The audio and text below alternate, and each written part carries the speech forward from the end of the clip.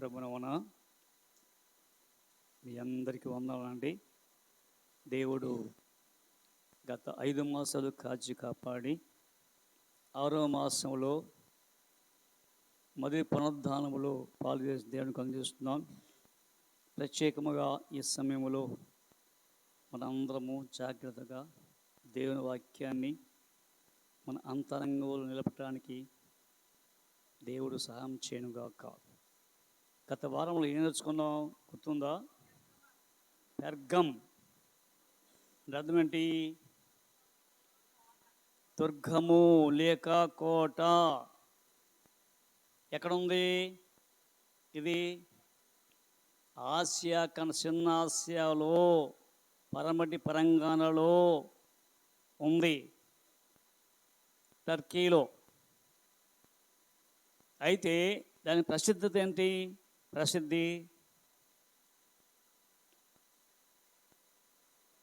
దాని ప్రసిద్ధి ఏంటి? అక్కడ యూనివర్సిటీ ఉంది, మెడికల్ క్యాంపస్ అక్కడ ఉంది అండి. పుస్తక భాండాగారం ఉంది అండి. చర్మమును కాగితంతో అంటే తయారు చేసేది అక్కడ ఉంది. దేవతారాధన ఎక్కువ ఉంది, దేవాలయం ఎక్కువ ఉంది. కాబట్టి అంతేకాదు, గ్రీకు సామ్రాజ్యంలో భాగం కాబట్టి గ్రీకుతో సాంగత్యం వారు. గ్రీకు సంస్కృతి ఉంది ఎవరిలో? పెర్గములో. అందుకనే ఆ గ్రీకు సామ్రాజ్యం నుండి దేవతారాధన ఎక్కువ. అందుకనే ఆ దేవత ఆరాధన నేర్చుకున్నాం. ఎవరు ఆ దేవత? ఏం పేరు? పౌలు చెప్తారు కదా, పౌలుకు ఒక పేరు పెట్టారు, హెర్మోన్. బర్నబాకేమో దీపతి. ఎప్పుడైతే ఈ యొక్క ఇద్దరు ఎందుకు పెట్టారో, అక్కడ బలహీన పరచబడిన పాదాలు కలిగిన వాడు ఉన్నాడు, లేవనెస్తులు ఉన్నాడు. అది చూస్తూ ఉన్నాడు. ఆ పౌలు యొక్క బోధ చూస్తూ వింటూ ఆసక్తి ఉన్నట్టు. ఎవరికి? ఆ యొక్క లుస్త్రాలో బలహీనము గల పాదములు గల వ్యక్తి చూసి దానికి వెళ్ళి ప్రార్థన చేసుకుని స్వస్థత పొందాడట. ఎవరు? ఆ లుస్త్రాలో ఉన్న బలహీనపరచు కాళ్ళు లేవలేస్తున్నాడు. అయితే ఎప్పుడైతే చేశారో వీళ్ళందరూ వచ్చి, అమ్మో, దేవుడి యొక్క దోతలు మానవ రూపుగా దాల్చి మన మధ్యకు వచ్చారని చెప్పి సన్మానిస్తున్నారు. ఎవరిని?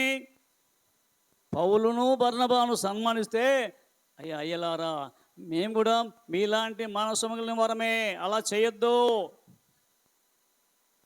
అని అక్కడ దేవుని చూపిస్తున్నాడు. ఎవరు? పౌలు.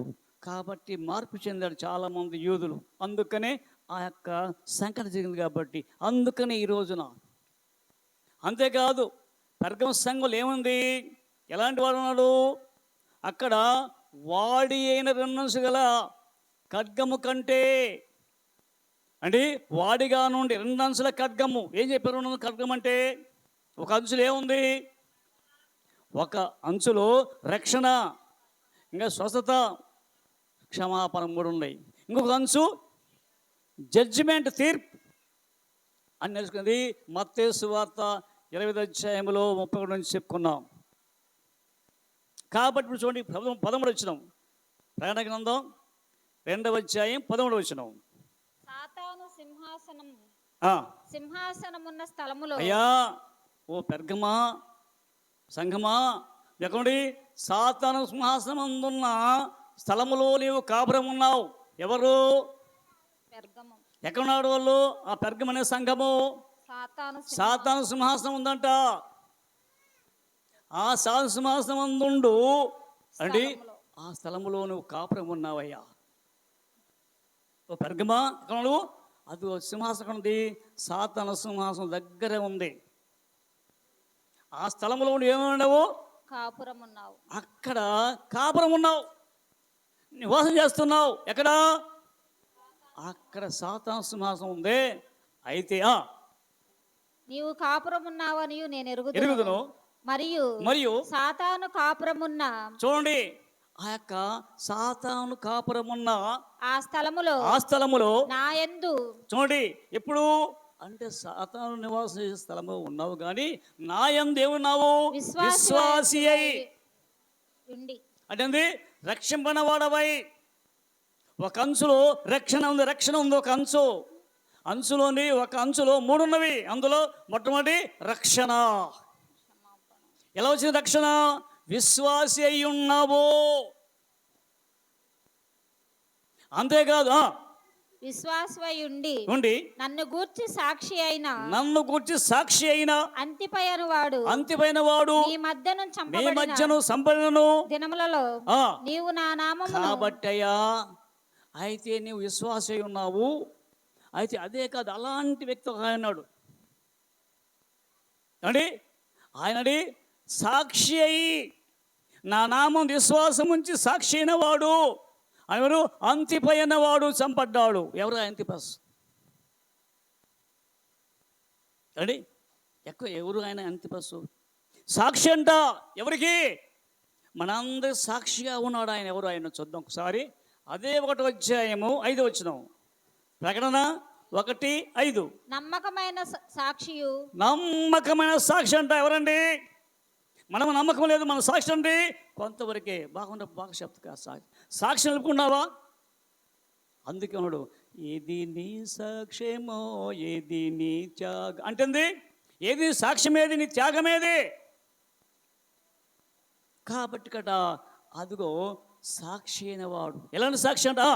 నమ్మకమైన సాక్షి. నమ్మకం అంటే తొలగిపోకుండా మంచి ఫెయిత్, విశ్వాసమైన నమ్మన సాక్షి. మృతుల్లో నుండి ఆది సంభూతుడుగా లేచిన వాడును. ఎవరండి? మృతులో నుండి అంటే యేసుక్రీస్తు. అక్కడే ఆయన సమాధి గెలిచి లేచాడు కాబట్టి ఆయన సాక్షి. అందుకని ఆయన ఆది సంభూతుడు అంటే మొట్టమొదటి లేచిన వాడు, ప్రథమ ఫలం అంటే యేసుక్రీస్తే. ఎందుకని? మనల్ని కూడా ప్రతిఫలంలో ఉండాలని ఆశ కలిగి, నీవు నా రక్తంలో కడగబడితే నువ్వు లేపబడతావు చనిపోతే.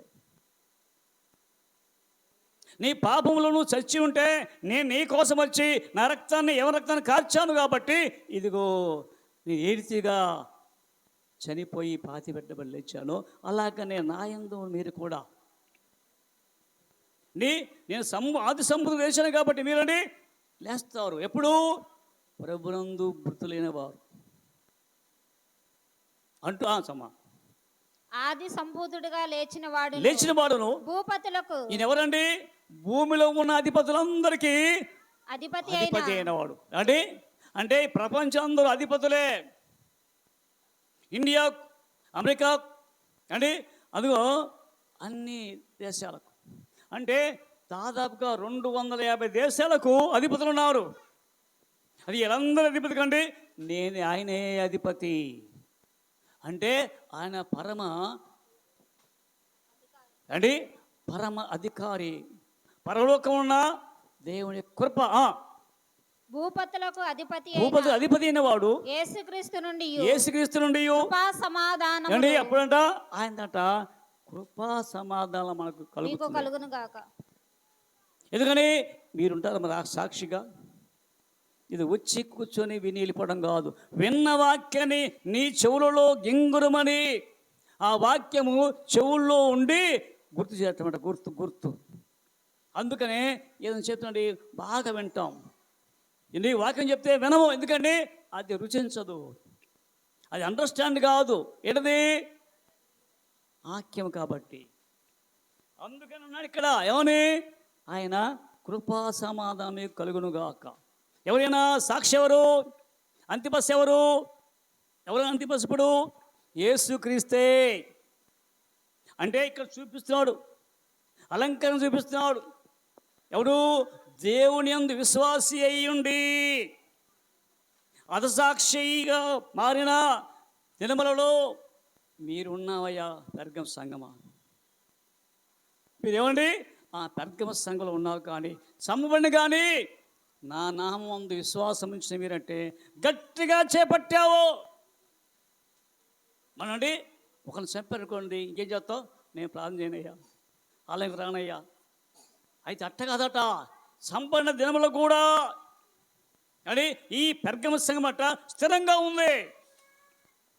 అంతేకాదు ఎవరి యొక్క సాక్షి అంటే అంటే ఆయనే కాదండి. చూడండి అదే ప్రకటన 6:9. ఎప్పుడైతే 5వ దూత బూర ఊదినప్పుడు బూర ముద్ర ఆయన 5వ ముద్రను విప్పినప్పుడు దేవుని వాక్యము నిమిత్తము తామిచ్చిన సాక్ష్యం నిమిత్తమును వధింపబడిన వాడై ఆత్మలను బలిపీఠం క్రింద ఎవరండి? ఇక్కడ వాక్యము నిమిత్తము తమ సాక్ష్యం నిమిత్తం అండి. హతసాక్షి అంటే అవుతారు హతసాక్షులు. హతసాక్ష్యం చంపేస్తుంటే అమ్మ మనం మాకు వద్దయ్యా, మేము చనిపోము కాబట్టి అండి హతసాక్షి అంటే మేము చంపబడకూడదు. మీరు చెప్పినట్టు వెంట కానీ రాబోతులో జరుగుతుంది ఇది. అంటే ఇది ముంగుర్తుగా అంటే వర్తమాన భూత భవిష్యత్తు కందు చేస్తుంది యొక్క ప్రకటన. అందుకని వాళ్ళట వాక్యం నేత్వం తమ సాక్ష్యం నేతట వధింపడిన ఆత్మలు బలిపీఠం కింద ఉన్నాయట. ఎందుకండి బలిపీఠం అనగా క్రీస్తు యొక్క సిల్వ వేసిన స్థలములో కింద ఉన్నారు. ఎవరు? యేసు కొరకు హతసాక్షులు ఎవరట. అప్పుడు వాళ్ళు అంటున్నారు నాదా వారు ఎవరు? ఆ బలిపీఠం కుందమట నాదా సత్యస్వరూపి పరిశుద్ధుడా అయ్యా నీవనండి. ఓ నాదా నాదంటుంది ఓ భర్త. ఇక్కడ ఎవరు? భార్య అర్థనాదం చేస్తా. అర్థనాదం అంటే ఏడుస్తుందట. నాదా సత్యస్వరూపి పరిశుద్ధుడా ఎవరండి? సత్యస్వరూపి, సత్యానికి రూపమై ఉన్నాడు. సత్యస్వరూపి పరిశుద్ధుడా ఎందాక తీర్పు అంటే ఎప్పుడయ్యా? రెండవ ఖడ్గం ఏందంట? రెండవ కత్తి పదును అంటే కత్తికి 2 వైపులు పదును చెప్పే కదా. అయితే ఈ 2వ పదును ఎట్లుంది? తీర్పు తీర్పు తీర్పు. అయ్యా ఎందాక తీర్పు చూస్తావా?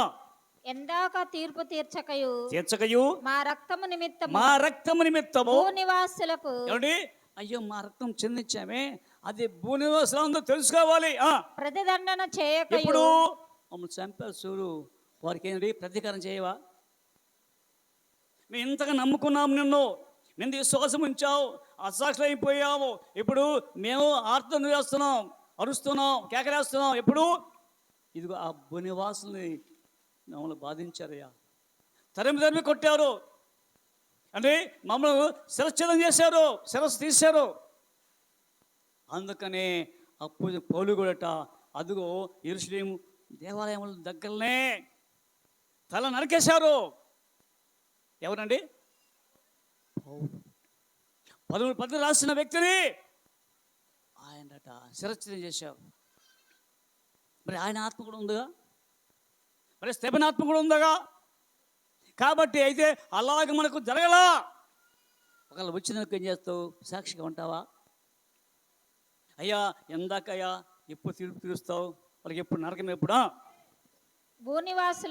భూనివాసులకు ప్రతిదండన చేయకయు. అయ్యా ఎప్పుడయ్యా వారికి ప్రతిదండన చేయలేదు, ఎప్పుడే వారికి నాశనం అవుతుంది ఉందువని బిగ్గరగా కేక వేశాను. తెల్లని వస్త్రము వారిలో ప్రతివానికి. తెల్లని అంటే ఎవరు? వీళ్ళు అయ్యో హృదయంతో అంటే తెల్లగా అంటే అక్కడ మలినము లేదు, అశుభ్రత లేదు అంటే హృదయం అంతా ప్యూర్ అంటే పవిత్రత. ఆ హృదయం పవిత్ర అంటే వస్త్రం చూపిస్తుంది, మనకు తెలియదు కాబట్టి. అయ్యా ఇదిగో వస్త్రం ధరించుకుంటావా? అందుకని మహిమ వస్త్రం పోగొట్టుకుంది అవ్వాదాములు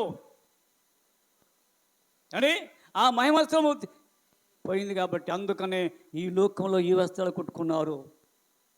అంజూరపు ఆకులు తీసుకొని అంటే తనకు చుట్టూ ఖచ్చితం చేసుకున్నారు. మళ్ళీ దేవుడు ప్రేమయుడు కాబట్టి అట్ట కాదయ్యా అని ఒక జంతువు చంపి చర్మ చొక్కా తొలగించాడు. ఎవరు? ఎంత ప్రేమ అండి!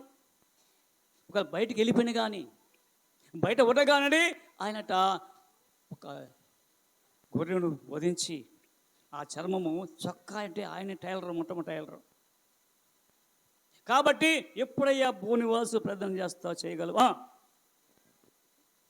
ప్రతిదండన చేయకయు ఉందువని ఆ, తెల్లని వస్త్రము వారిలో ప్రతివానికి ఇవ్వబడెను. ఇయ్యబడెను మరియు మరియు వారి వలనే ఎవరి వల్లనే?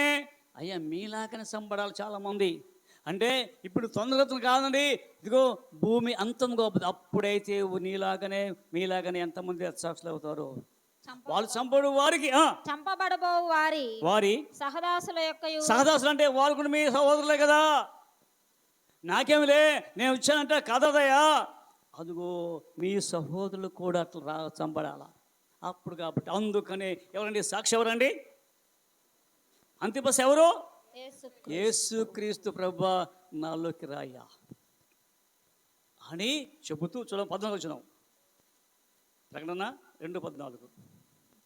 మరియు సాతాను కాపురమున్న ఆ స్థలములో నా యందు విశ్వాసి అయ్యుండి నన్ను గూర్చి సాక్షి అయిన అంతిపైన వాడు ఈ మధ్య చంపబడిన దినములలో నీవు నా నామమును గట్టిగా చేపట్టి నా యందలి విశ్వాసమును విసర్జింపలేదని నేను ఎరుగుదును. నాకు ఆ ప్రభు వద్దు, క్రీస్తు వద్దు. ఇక్కడే ఉంటే కొంతకాలం ఉంటాము, కానీ ఆ నరకం మాకొద్దయ్యా. కానీ విశ్వాసి గట్టిదనంగా ఉంటాం. మనము విశ్వాసం ఉన్నామా? ఉన్నారా? మరి విశ్వాసం ఉంటే ఎంత స్పీడ్కి వచ్చాము మందిరానికి? అబ్బా భలే స్పీడు. ముందుగా వచ్చాం, ముందుగా పోరాడాం. అంటే ఎప్పుడు ఆలయం తెరుస్తుందా, ఎప్పుడు వెళ్ళాలా అని ఉందా? ఎవరికి? విశ్వాసం అనే వారికి. మరి మనము ఆలోచన చేయండి. ఇది మనకు హెచ్చరిక. అయితే అయినను నేను నీ మీద కొన్ని తప్పిదమ్ములు. అయ్యా కొన్ని తప్పిదాలంటే నువ్వు చేసిన అతిక్రమములు ఉన్నాయేమో. తప్పిదములంటే పొరపాటు జారిపడ్డావు, పొరపాటు చేసావు, తెలియని రీతిలో మోపవలసి ఉన్నది. అదేమనగా విగ్రహములకు బలి ఇచ్చిన వాటిని తినునట్లును. ఎందుకట? ఎవరు నేర్పించేది? విగ్రహాన్ని బలిచిన వాడిని తినాలట. ఓ సంగమా బాగా కానీ మీలోండి అదిగో విగ్రహంలో బలిచిన వాటి ఎవరు ఆ విగ్రహాలు? చూడొకసారి అందరున్నాడు. అపోస్తల కార్యములు 1 కొరింథీ పత్రిక మొదటి కొరింథీ పత్రిక 8:4.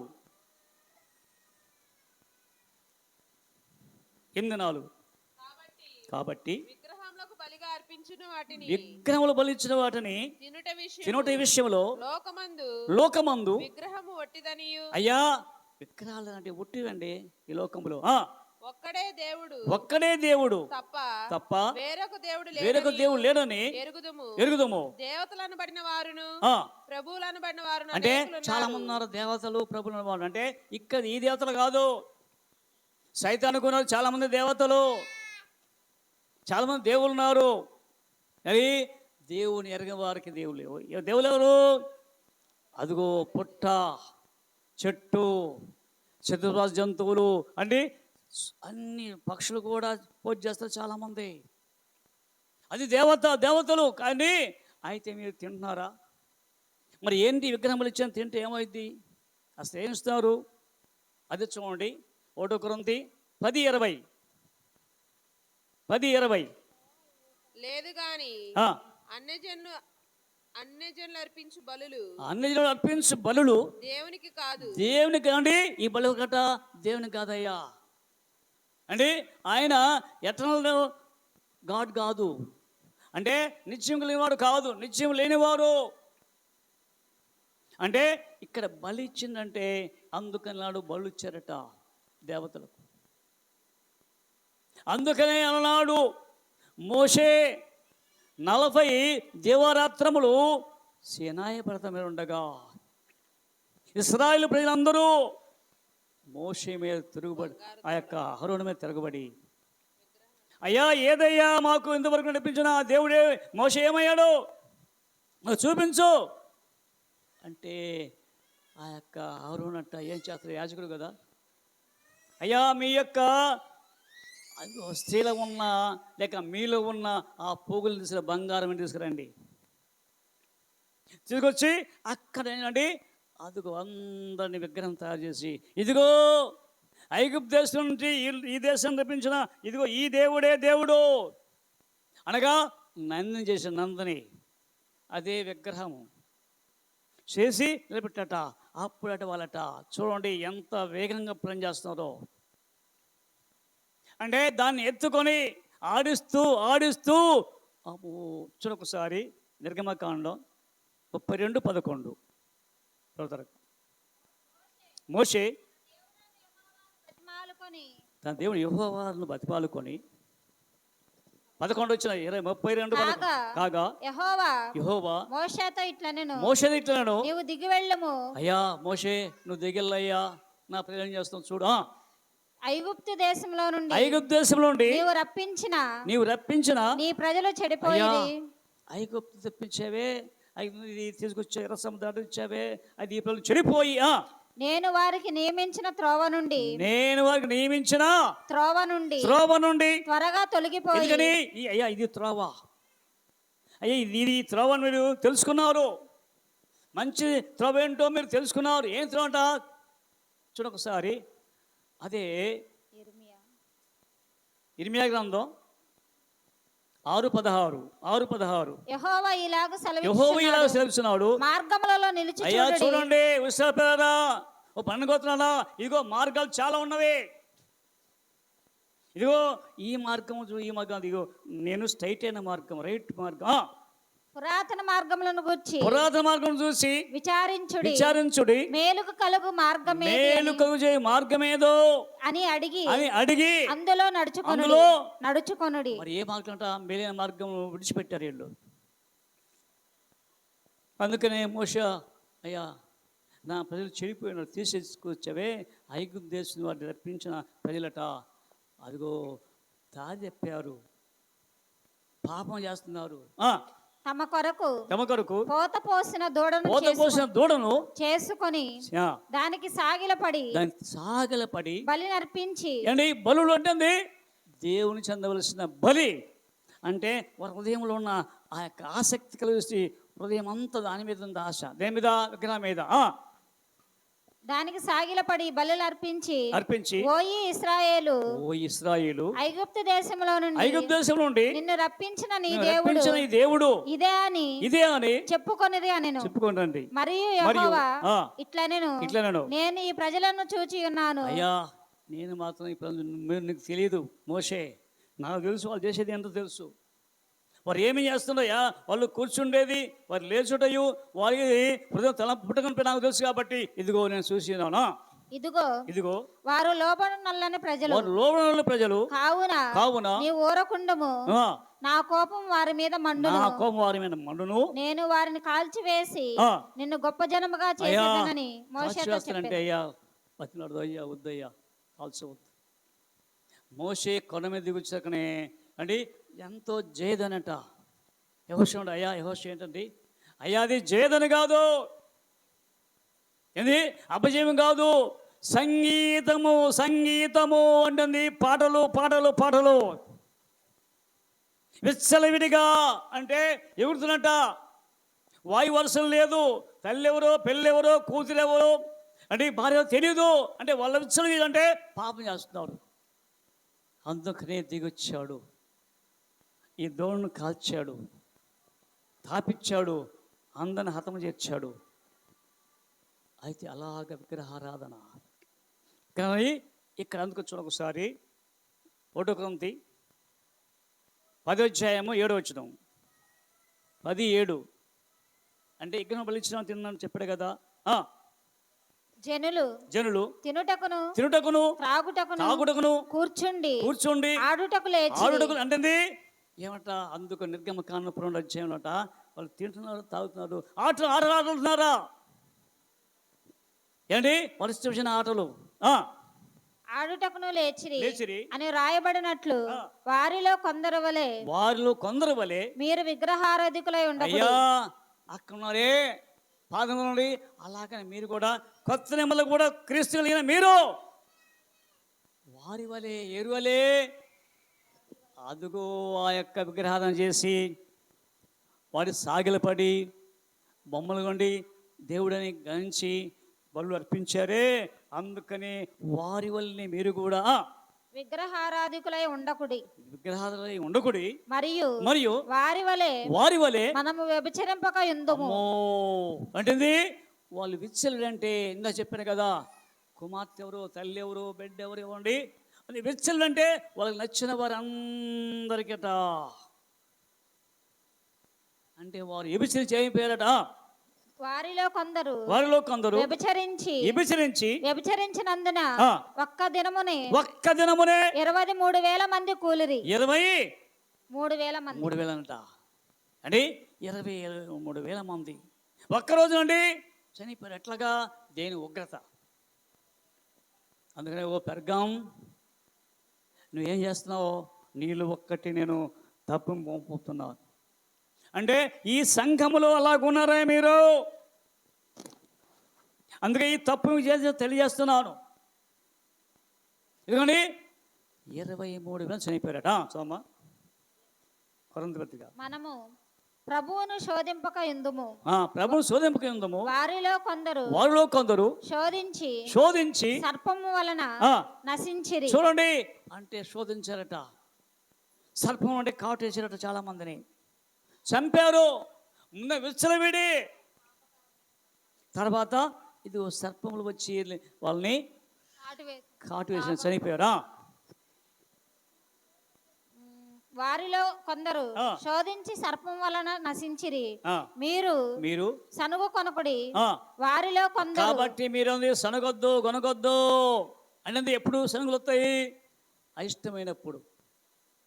వాక్యం చెప్తుంటే ఇంకెంతసేపు అయ్యా ఆపు, మేము తొందరగా వచ్చాము త్వరగా వెళ్ళిపోవాలా అంటే, లాస్ట్లో వచ్చాము ఫస్ట్లో వెళ్ళిపోవాలా ఏనండి? లాస్ట్ వచ్చినండి ఫస్ట్ వెళ్ళిపోవాలట. మరి ఫస్ట్ వచ్చిన వాళ్ళు లాస్ట్లో ఉండొచ్చు. అట్ట కాదు ఇది. వారిలో కొందరు సనిగి సంహారకుని చేత నశించి, అంటే ఆ యొక్క అపవాది చేత అంటే చంపేశారు సంహార దూత. ఈ సంగతులు దృష్టాంతములుగా వారికి సంభవించి యుగాంతమందున్న మనకు బుద్ధి కలుగుటకై వాక్యం చెప్పేది. మనకు బుద్ధి కలగాలట.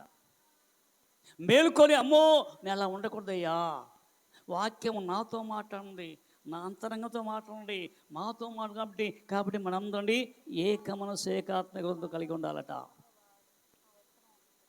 అందుకని యజ్ఞం బలిచ్చి వాడిని తినొద్దయ్యా. కాబట్టి ఇంకో తర్వాత నిలుచున్నానని చాలు ప్రకటన. అయితే ఒకటేమో విగ్రహం బలిచ్చి వాడిని తిన్నట్టుకి అంటే ఇక్కడ బలి అర్పణ అంటే విగ్రహాధారం చేయకూడదని. రెండవది జారత్వము చేయండి. అదిగో జారత్వం చేయకూడదు. అంటే విభచరించకూడదు, జాగ్రత్త ఉన్నది. చిన్నప్పటి నుంచే పాడవటం, వివాహం కాకముందు అప్పుడే పాడేది జారత్వం అంటారు దాన్ని. ప్రాణికేషన్ అంటే వివాహం కాకముందే పాపానికి దాసుని వారిని, దాన్ని ప్రాణికేషన్ అంటే జారత్వము. అందుకనే జారత్వం విడిచిపోతాడు ఎన్ని వచ్చినా కానీ హెజ్కేల్లో అని కొద్ది. ఇప్పుడు కానీ జారత్వము చేయనట్లు ఇశ్రాయేలులకు ఉరియొడ్డుమని బాలాకు నేర్పిన బిలాము బోధను చూడండి. బాలాకు నేర్పించాడు బిలాము బోధ అనుసరించి వారు నీలో ఉన్నారు. కాబట్టి అలాంటి బోధ అనుసరణ మీలో అంటే మందరం ఉన్నాడు, మనలో విస్తరిస్తున్నాడు, నీలో ఉన్నారు. ఏంటది? అందుకనే ఆ యొక్క ఇశ్రాయేలు ప్రజలట దేవుని వైపు తిరగకుండా, ఎప్పుడైతే ఈ యొక్క ఇశ్రాయేలు ప్రజలు ఓడించడానికి ఆ యొక్క బాలాకు ఏర్పాటు చేస్తే, బాలాకు పాకాలట. ఇదిగో బిలాంను పిలిపించాడు బిలాం గారు. ఇది ఒకసారి ఐగుప్తు దేశం నుంచి ఒక జనం వచ్చారయ్యా. వారి భూతలమంతా అంటే కప్పి ఈ భూమి అంతా విస్తరించారు. వాళ్ళు యుద్ధం చేయందుకంటే వాళ్ళు ఇక్కడ ఉండకూడదు, ఉంటే మాకు ప్రమాదమే. కానీ నువ్వు శపిస్తావా? ఎందుకంటే నీవు దేవుని యుద్ధం ఉన్నావు, దేవుని వాసమే ఉన్నావు. కాబట్టి ఒక్కసారి వస్తావా అంటే బిలాం ఇలాంటి వాడట. అది చూసి మీకు వద్దాం.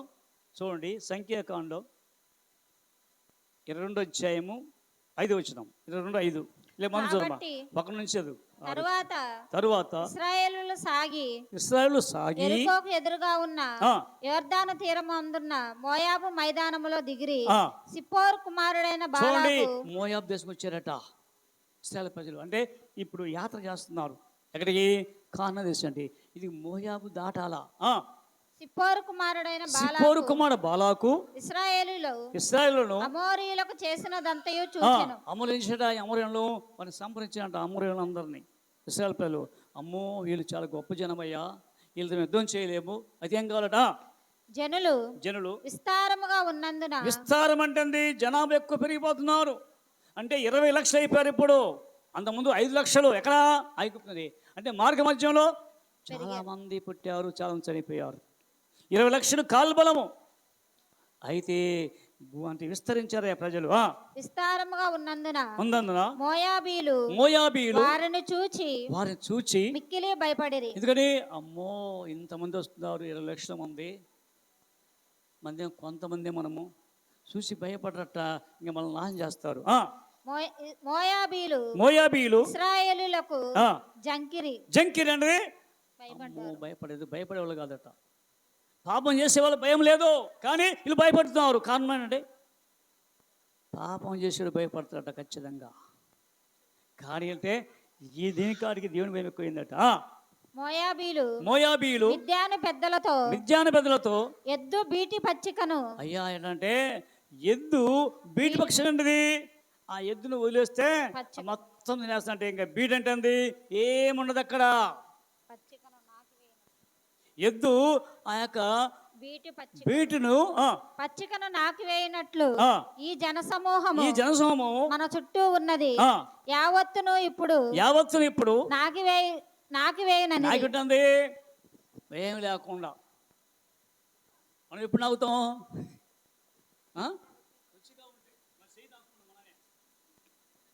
కానీ ఎద్దు బీటట్ట అక్కడ ఎద్దు తినేసి మొత్తం నాకిందట. అంటే ఏముండదు. ఆ కాలమందు సిప్పోరు కుమారుడైన బాలాకు మోయాబీలకు రాజు. కాబట్టి అతడు బేయేరు కుమారుడైన బిలామును పిలుచుటకు అతను జనుల దేశమందలి నది యొద్దనున్న బేతేరుకు దూతల చేత అంటే చాలా మంది ఈ వర్తమానము పంపెను. ఎందుకనగా చదువు 6వ వచనం 5వ వచనం. చిత్తగించుము ఒక జనము ఐగుప్తులో నుండి వచ్చెను. ఐగుప్తు నుంచి వచ్చారయ్యా. వారు భూతలమును కప్పి అంటే భూమి అంతా కప్పారయ్యా. అంటే ఆ యొక్క మిడతలాగైతే భూమి అంతా చుట్టే పొలములంతా అట్లా చుట్టినారయ్యా. భూతలు అంటే ఈ భూమి అంతా కప్పినారు. భూతలమును కప్పి నా ఎదుట దిగి ఉన్నారు. కాబట్టి నీవు దయచేసి వచ్చి నా నిమిత్తము ఈ జనమును శపించుము. వారు నాకంటే బలవంతులు. వారిని హతము చేయుటకు నేను బలమందునేమో. అప్పుడు నేను ఈ దేశంలో నుండి వారిని తోలివేయుదును. ఏలయనగా నీవు దీవించువాడు దీవింపబడుననియు. నువ్వు దీవిస్తూ పడుతున్నారు. శపిస్తే శపించువాడు కాబట్టి అలాంటి ఆధిక్యత ఉందట. ఎవరికి? బిలాము కంట. శపిస్తే శపించబడుననియు, ఆశ్రయిస్తే. కాబట్టి అందుకనే వచ్చిరట సిప్పోరు కుమారుడు అని బాలాకు. బాగా నేర్పిస్తున్నాడు, తల చూస్తున్నాడు. కాబట్టి ఒక్కసారి ప్రభువా ఈ యొక్క 15వ వచనంలో తండ్రి ఇంకా ఉందయా, ఇంకా నేర్చుకోవాలి మనము. కాబట్టి ఒకసారి నుంచి నువ్వేమై ఉన్నావు, ఒకసారి దేవునికి హితముగా ఉన్నావా? వీటిల్లో అంటే అది విగ్రహారాధన, వ్యభిచారం, ఈ రెండు చాలా అంటే అమ్మో దుర్భరము. కాబట్టి ఒకసారి యోచించండి. కాబట్టి విగ్రహం అనేది ఇంకా దేవునికి అసహ్యము. యోచించి ప్రభువా ఈ యొక్క మా కృపనిచ్చావు, ఇది కృపాకాలం కాబట్టి ఈ వాక్కులు మాకు పెంచింది దేవా. ఈ వాక్యం మా హృదయంలో నింపి నువ్వు సాక్షి అయినట్టుగా మేము కూడా సాక్షి అయ్యి సంపన్న పర్లేదు కానీ అయితే నీ వాక్యం ఏమో అండి ఒప్పుకుంటాము మేము అంటే దేవుడు కాదని ఉంటామయ్యా. నీవు మాతో మాట్లాడి మాకు కావాల్సిన దేవుని తెచ్చి ప్రార్థన చేసుకుందాం. కాబట్టి ఒకసారి యోచించండి, ప్రార్థన చేసుకుందాం. కృప కనీకరమ పనులు గొప్పండి మీకు అన్నారు. పెర్గము గురించి ప్రభా